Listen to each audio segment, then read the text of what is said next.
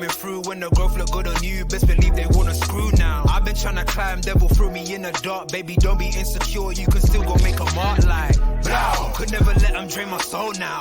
Blow. Table turning like doorknobs, wow. Blow. I think I'm about to set sail. I'm a walking, living legend, walking with my chest out. Life keep dealing me cards, I keep feeling it. What is going on? What is going on? What is going on, my people? It's G, and we're back in the blood clot building.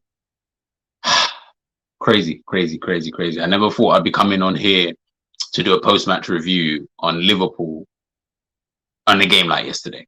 That was crazy. That shit was crazy. That shit was crazy. Got an image here anyway. I feel like this thumbnail that I've used, I feel like that kind of depicts it. Do you know what I mean? In terms of the game in itself, Dalot on the floor, not able to stop or help De Gea, with one of the seven goals, that we inevitably scored against Manchester United. And then you got Salah, the king, the king of Manchester United, man, the king of Liverpool, Liverpool's top Premier League goal scorer, Liverpool's top European goal scorer, fourth in the all-time list of goals for Liverpool Football Club. Yo, it's crazy.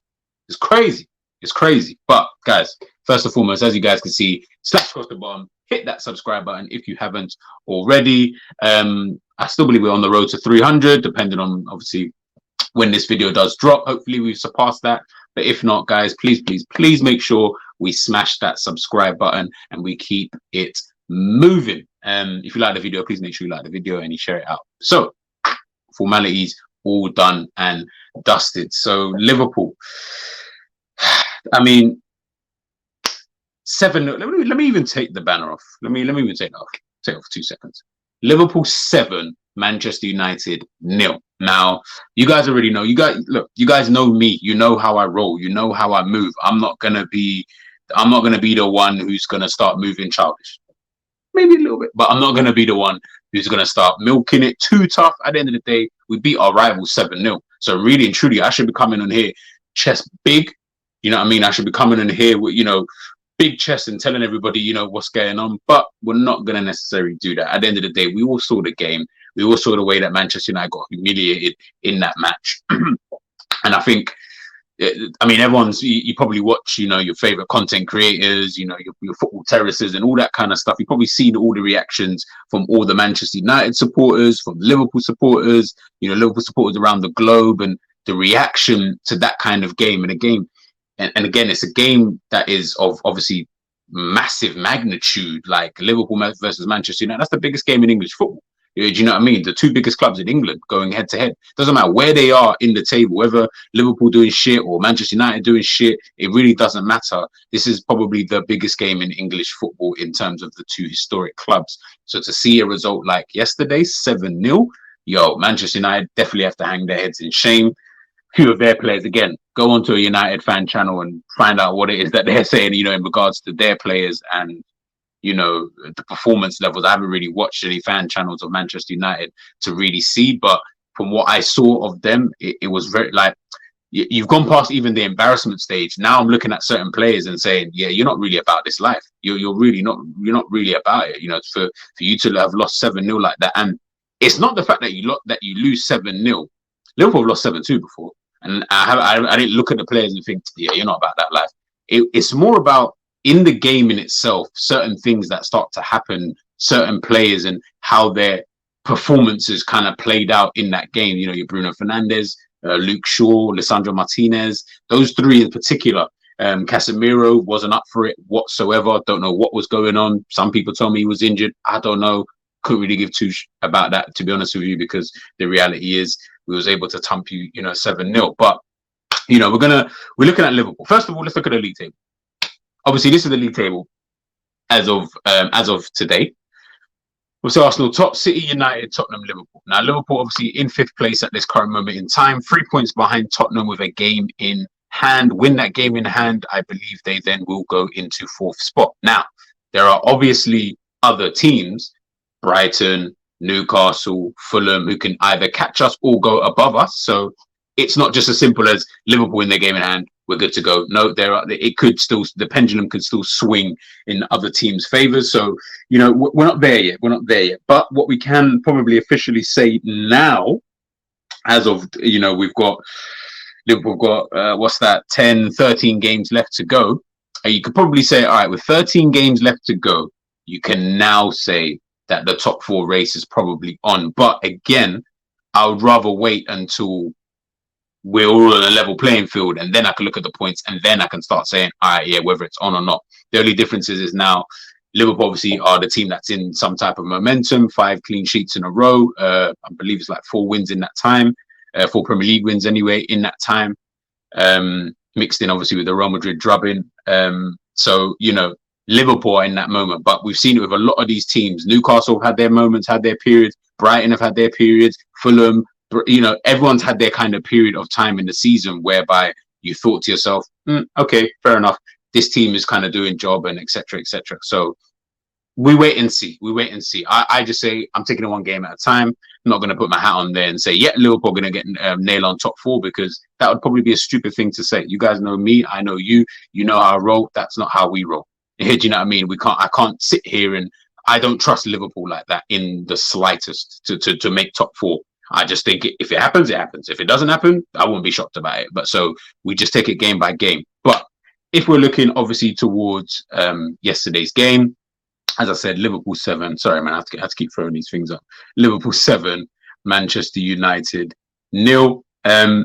Looking at a few players, yesterday in the game in itself, there were, everyone played well. Everyone from a Liverpool end did play, particularly well. But, up until Liverpool scored their goal, the first goal anyway, just before half time, I was sitting there and I was thinking to myself, it is one of those kind of games where Liverpool weren't playing poorly. That definitely wasn't playing poorly. So, and it's definitely not a case, of that. I think what I saw, from the game was Manchester United had executed their plan, seemingly quite well. They still had a few players like Casemiro, like I said, was a little bit off in the game. Didn't really look his usual self, misplacing passes. I think he lost possession about over 10, 11 times, which is very rare for someone like, someone of his quality. But, nonetheless, it happened. I think that the game was even. Maybe Manchester United was slightly edging it, in my personal opinion. Again, other people are going to say differently. The scoreline at the end is going to tell you differently. But if we're looking at it subjectively, and if you just look at how that first half kind of panned out, for me, Man United were edging it. And they were the team I was looking at thinking, if they go in halftime 0-0, they'll be the happier. They'll be definitely the happier, because they would have known that the Anfield crowd are starting to get a little bit on the backs. And I felt like they were, the team was starting to get a little bit nervous, making mistakes. Manchester United were getting in behind Anthony, Rashford, Bruno. They were all getting in behind. They were getting their opportunities. Bruno Fernandes scores that chance, different game. Casemiro stays on side, scores that chance, different game. All of a sudden it's 2-0. Liverpool already out of the game. And you blinked and you didn't even know that it was going to happen. But what Liverpool did well was they scored at the right times. And I think one of those players, obviously, the guy who got himself the first goal of the game was obviously Cody Gakpo. Now, as we can see, this is his heat map, obviously, from the game, if you guys can obviously see it. When you're looking at it here, got himself 2 goals. Looking at his heat map alone, it's like, obviously, shooting that way. It's so weird because it's like he was everywhere.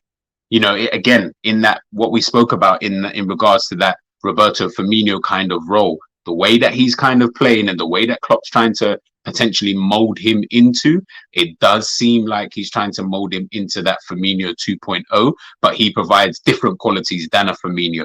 He's probably maybe a little bit better with playing with his back towards goal. Maybe he's not as skillful as a Roberto Firmino, but he's more clinical than a Roberto Firmino. So when he does get these opportunities, he can finish, whereas Firmino wasn't really clinical.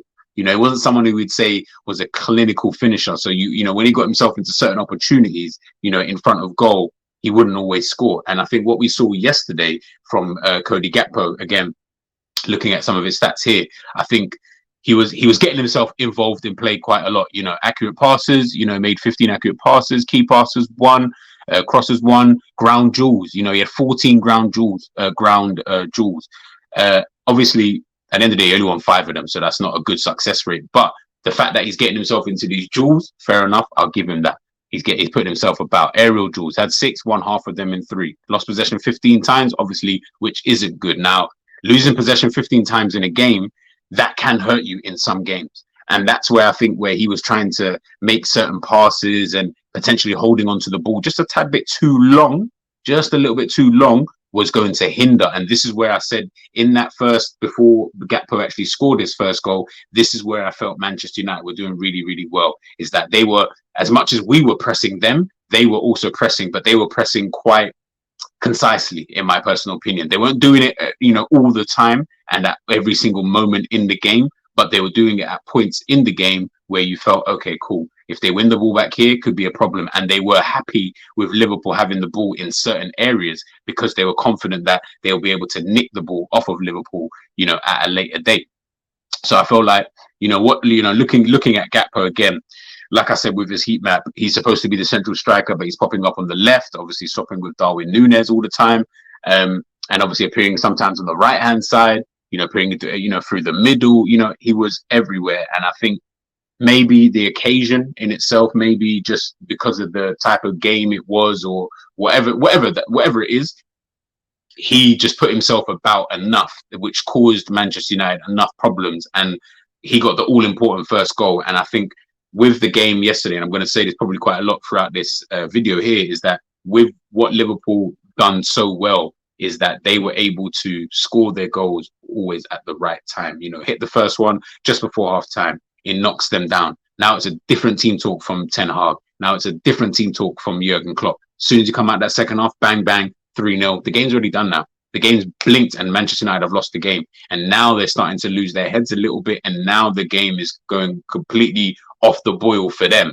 And you can just see the leadership skills and et cetera, obviously coming from them. Like I said, you'd have to chat to a United fan in regards to that, because that's what I noticed the most out of that game was the leadership skills from Manchester United, in terms of when they were then 2-3-0 down.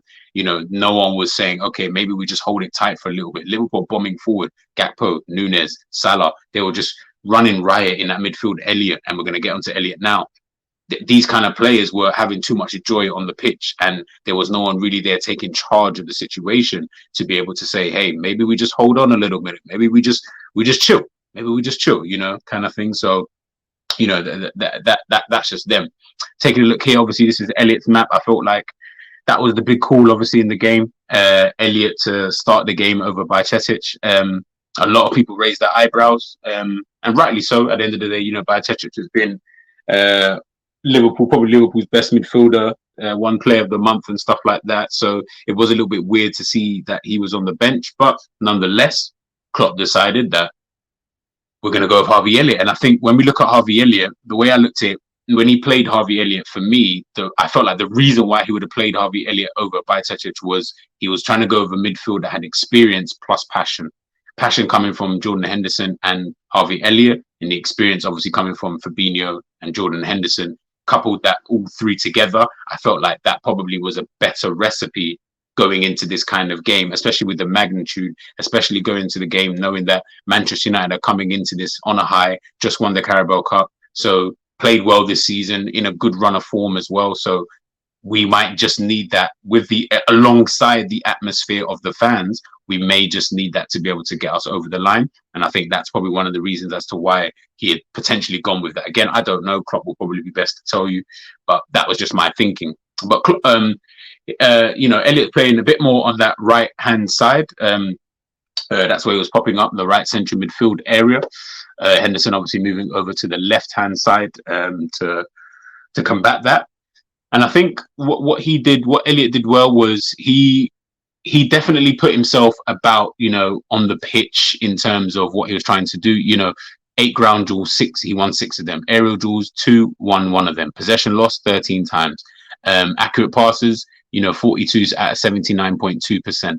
Long balls twice, didn't really get them off. Shots on target, shots off target, shots blocked. He was, again, the all-action midfielder that probably Klopp wanted in this kind of game and in this kind of magnitude. And I think, I was having a chat with Jamie on his channel and, speaking about, what's going to potentially happen with someone like a Harvey Elliott next season, because we don't really know. At the end of the day, is he a central midfielder? Is he a right winger? Which position does he play? If Liverpool sign certain players, does he play in this position? You know, it's going to be very interesting to see his development over the next year or two, or even the next 18 months, especially, as to where he's going to go. Because yesterday was a good game.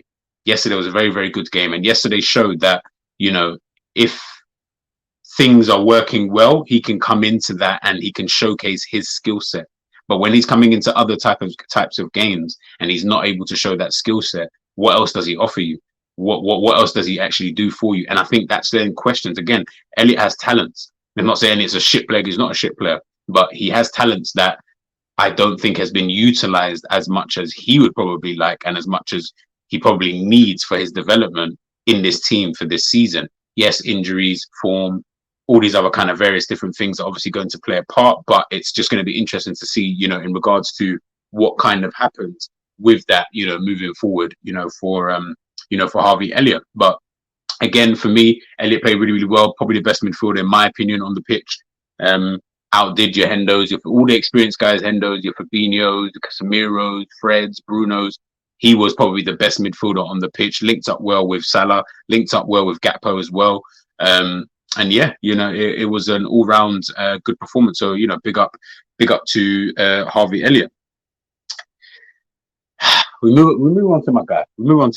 You know, the one that everyone always loves to talk about. You know, he gets his flack every now and again, rightly so. And I'm usually one of the first people to get onto him because of how much I appreciate and like this player, how much he's my favorite player of the team. The one I respect the most in the team, the elite mentality. And I think his performances for me this season haven't been good, but what he's been able to do, and it's like I said on Jamie's channel, he's in that Ronaldo mode. And what I mean by that is, no, I do not think he's of Ronaldo's level. Ronaldo's of a completely different level to him in terms of their mentality. And what I mean by that is all they care about is, I need to make sure I get mine. But as long as me getting mine can also help towards the team, which it usually does, then we're good to go. And I think he's in that kind of mold now where he talks about, you know, breaking records and things like that. Again, look, he's Liverpool's top goal scorer in the Premier League. He has now overtaken Robbie Fowler, Steven Gerrard, Michael Owen, Sadio Mane, Roberto Firmino, Suarez, Torres, Dirk Kuyt, Daniel Sturridge. All of these guys are all behind. They're all behind Robbie Fowler, as they like to call him, the God. What do we call Mo Salah now? The king? You know, is he underneath that? Should he not be called the God now? Yeah, you know, I'm not here to change names. You know what I mean? I ain't here to change names and upset anybody. Robbie Fowler was a fantastic player. My two favorite players are on there. You know, Steven Gerrard and Michael Owen. You know, Luis Suarez obviously in there as well. Fernando Torres in there. These guys are absolutely fantastic strikers.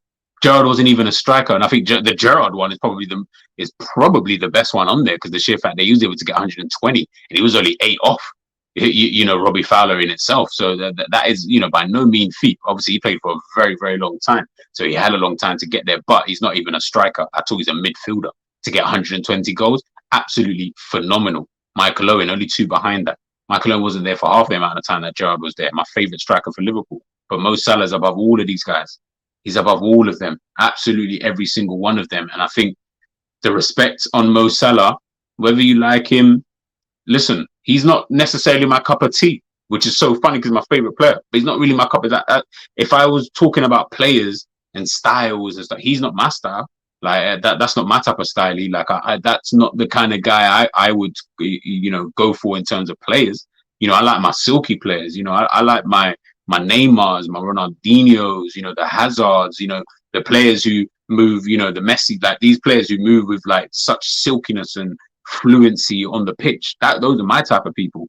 But yo, I love people with elite mentality. I love that. I absolutely love that. And that's exactly what Mo Salah's got. And the fact that he's been able to bring that to Liverpool in a sense where he's been able to come here and say, look, I want this. So either get on my train or don't, but I want this. So I'm going to try and do everything I can to make it possible. So if you guys do your part, then we'll all be good to go. And I think that's what Mo Salah has done. And, you know, again, 2 goals yesterday. I think got 2 assists. You know, he's been in crazy form. I think that's now what 22 goals this season, 11 assists. That's 33 goals and assists in about 37 games. I believe it is something like that. So that's incredible. That is incredible for a guy who we're knocking his performance levels this season to be able to still put up these kind of numbers. Absolutely phenomenal. And as I said, man, like even just looking at it again, like Mo's my guy. Mo's my guy, man. And I think Mo will be able to break more records as time kind of goes on. Let's wait and see. Still got a contract, obviously, with Liverpool, so let's see how that kind of pans out. But yesterday, the Manchester United defense, they couldn't really live with him. We saw the goal that he set up for Gakpo. I don't have a meme or anything for that right now here, but you guys have already seen the video. You've seen the pictures. You watched the game. For those who did watch the game live, you saw what he did to Lisandro Martinez, who I think has been probably arguably the best centre back in the Premier League this season. But it can happen. It can happen, man. I've seen Messi put many a man on their bum. Pause. It can happen. Unfortunately, it can just happen. Things like this just happen in football. Like you can be embarrassed one day and next week you're the king of the world, and it's just one of those kind of things. But Mo Salah yesterday, even there was a point in later on in the game as the game was getting a little bit, just all over the gaff for Manchester United.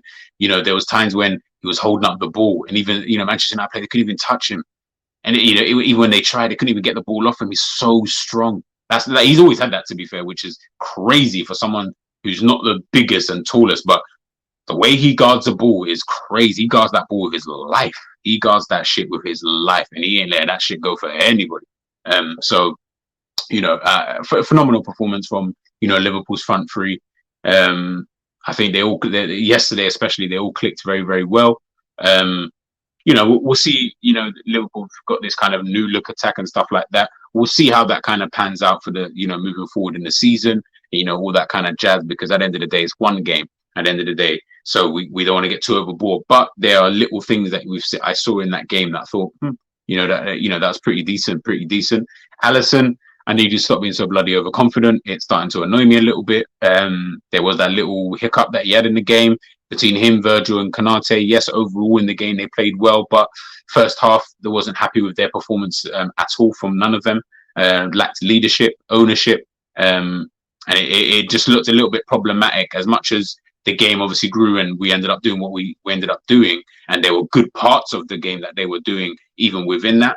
As an overall, up until we scored, I just felt like these guys they need to switch on a little bit. That's all they need to switch on a little bit, because Konate especially has got that bozo gene in him. So the sheer fact that you've got that, you need to just be careful. And Alisson's showing that he kind of got a bozo gene. He's got the trait. He might not he got a trait somewhere in there.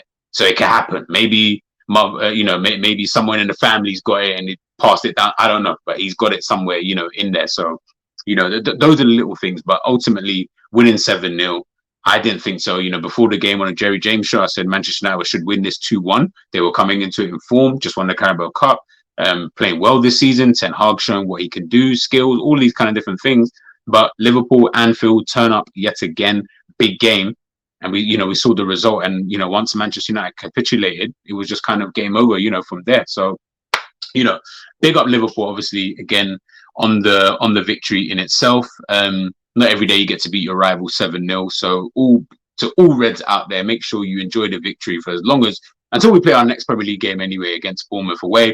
Just enjoy the victories, laugh at your Manchester United friends, and then we move. And I think what we need to keep as a fan base, and also the team, which is what I'm hoping they're doing, next game now. I don't care about the Manchester United game anymore. It's done and dusted. Once we've done all the post-match reviews and all that, I don't care about it anymore. We move on to the next game. We move on to the next fixture. That game is going to mean nothing if Liverpool do not go out there and beat Bournemouth. If Liverpool go out there and draw or lose to Bournemouth, you can forget about it. You can absolutely forget about it. And it will just confirm so many different things. But, ultimately, out of 10, I would definitely give that performance. I'll give it a 10 out of 10, man. Yeah, I mean, you win 7-0. I can't give it any less than I think that's probably the only time you'll ever see me come out. Even against when we beat Bournemouth, I don't think I even gave that a 10 out of 10, because I felt like we didn't really play that well. But that second half performance from Liverpool, being able to capitalize on Manchester United and everything like that, you have to big up yourself, man. But yeah, guys, that is the end of my video. Please make sure you like, please make sure you subscribe to the channel if you haven't already. Some big things coming up soon, GTV plus on the Jerry James show, so make sure you guys look out for that. And as I always like to say, make sure you guys have a great week. I'm G, and I am out.